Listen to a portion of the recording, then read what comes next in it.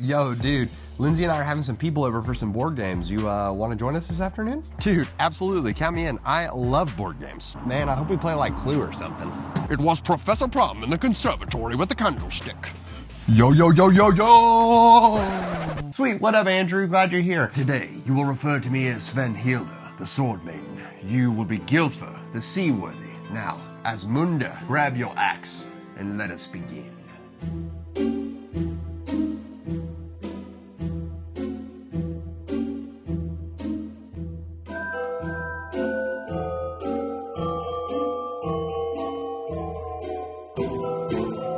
What is up, YouTube fam? Robbie C here. It's day 3 of Vlogmas, here for the good times, and let me tell you, this is probably the video that has been more requested than any other video on the channel since we started making content. But in order to talk about this amazing collection of games behind me, we can't do it in this setup. So let's go to a proper board game setup and head to the table. Now this is a board game setup, and there's really only one more thing we're missing before I'm ready for a full night of board games, and that is an extremely large glass of Diet Coke. Yeah, we're good. Let's get this cover off and get started.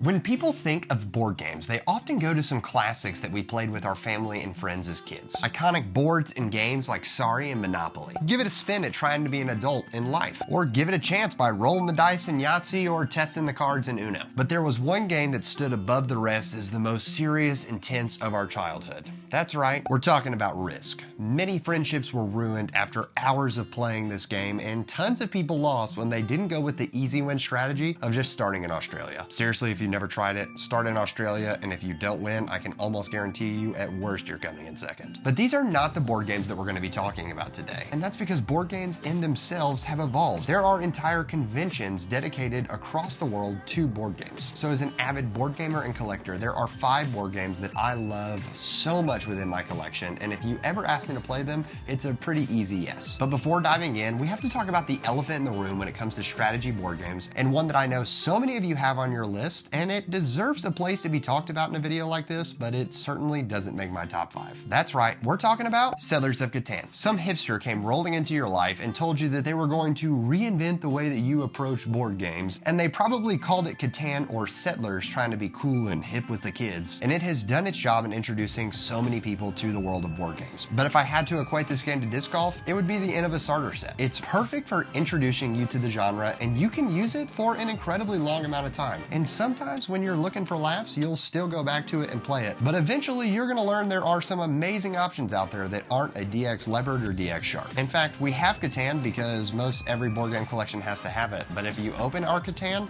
that's right, everything is literally still in the packaging. If you're a Catan lover out there, I know, flame me in the comments, let me know how much of a noob or terrible person I am for talking bad about this game. It's a great game, it's just an introduction to the game. There are a lot of other ones out there that are just as amazing, if not really way better. Speaking of which, coming in at number 5 for me is the Super Mario Bros. Card game. This game is extremely simple, and really at our table, it serves as sort of the appetizer of the evening or our let's get loose and wait while people are arriving board game. The concept is really simple. There are level cards that give you an assigned number between 1 and 12. Everybody gets dealt a random level card every single turn. Whoever is at the lowest level loses one of their 4 lives. Last player standing wins the game. When you get a bunch of people that know how to play this game, you can blow through it in about 10 minutes flat. But even when introducing new people to it, there aren't a lot of complicated factors within it, and the theme of the game is very well built throughout, and there is a lot of chaos that can be caused through the power-up cards. My disc golf relation for this game is the Castoplast Berg. Many people are skeptical about it, and those that have used it usually fall in love with it. At the end of the day, it's just a putter, so it's not necessarily going to change your life, but some people are going to be head over heels in love with it. The Super Mario Bros. Card game is not going to impress any of the serious strategy gamers out there, but if you're looking for a fun, simple, and relatively cheap game, then look no further. It's got it all. Coming in at number 4, and one of my wife and I's favorite games to play one-on-one is Takenoko. There are 2 themes that pretty much instantly get me to buy a board game. The first is Japanese culture, and the second are Vikings. The difference in required strategy from Super Mario Bros. Card game up to Takenoko is pretty substantial, but it's definitely not too much to scare people away who have never played in the strategy board game genre before. The concept is pretty simple. Every player wants to complete a fixed amount of objectives, and there are 3 types of objectives you can complete. The first is building plots of land. The second is to farm on that land. And the third is to be the most precious panda ever and eat the bamboo that grows from the farmer. This game is simple to pick up, but for the really intense strategist, there are so many factors to consider that'll keep you coming back to this game over and over again. In disc golf, I would equate this to a well-seasoned mid-range. There was a time when it was brand new and you wanted to use it all of the time, but then other mid-ranges came into your life and you started messing around with those. But when push comes to shove and you really just need that solid, confident feeling, you always go back to that one mid. Takenoko is exactly that. You may not always win, but I can promise you'll always enjoy the journey when you play this game.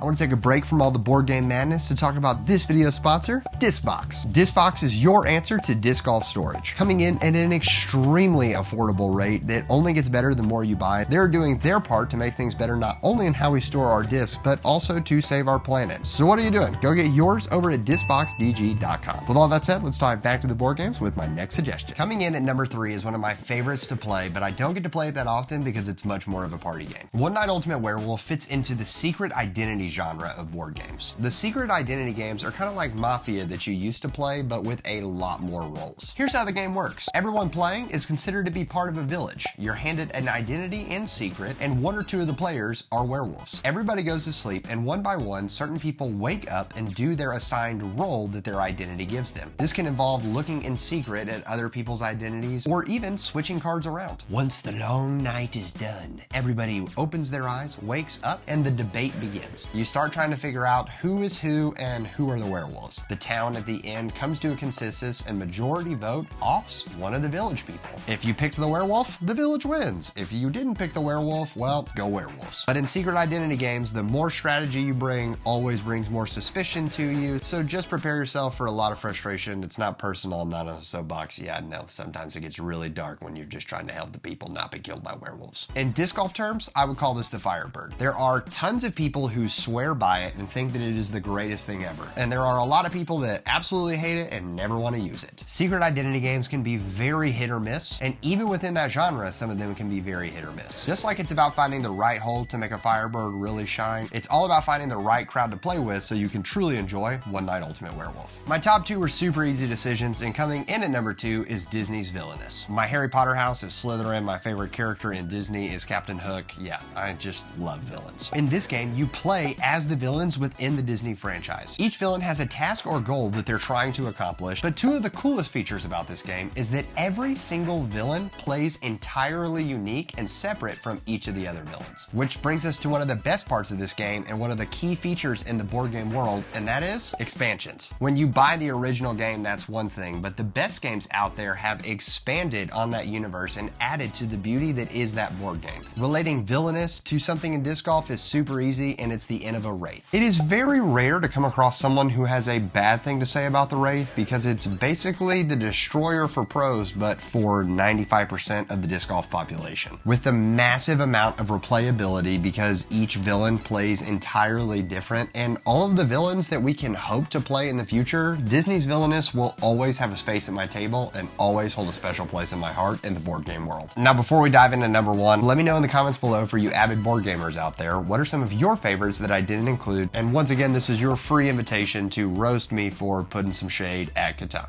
Coming in at number 1 is Smash Up. There are so many reasons that I absolutely love this game. When I think back to my days in middle school playing tournaments at local card shops and Yu-Gi-Oh, I think that's part of why Smash Up has a special place in my heart. It is definitely a card game, but the concept had to be designed from conversations at a middle school lunch table. Smash Up revolves around this question: who would win in a fight between blank and blank? In the base version of this game, there are 8 factions you can play. Each faction has its own deck to represent it. To play the game, you take 2 factions and smash them together to create some really wacky and zany combinations. Your combined forces clash with other players' forces on a base, and the strongest players win. Smash Up, like Villainous, thrives on expansions. If the house was burning down and I'd already grabbed all the valuables and I only had time to get 1 board game, it would be Smash Up hands down. Which means its disc golf equivalent in my mind, you could probably guess, is your favorite disc. everyone's favorite disc is going to be different, and that's one of the best parts about Smash Up. Once you get used to the game, there are so many different factions that exist, especially when you get into the expansions. There really is a combination that works for everybody and fits your playstyle. Everybody's got a room at the table with Smash Up, and that is why it is my #1 must-play game. Just like I would tell you to try as many discs as possible, because there is a disc that's going to work extremely well for you, even if it doesn't work well for others. That is one of my favorite parts within the board game world. So if you don't like a current game you played, great. Don't play it again. Move on to the next. So I want to say thanks for watching. If you guys really did enjoy this, should I think about starting a second channel? It definitely wouldn't be until after December, because we've got like 22 videos left to make. Thanks for watching. I hope you have an amazing rest of the day. We'll see you tomorrow. But for now, I'm gonna leave you with the birdie.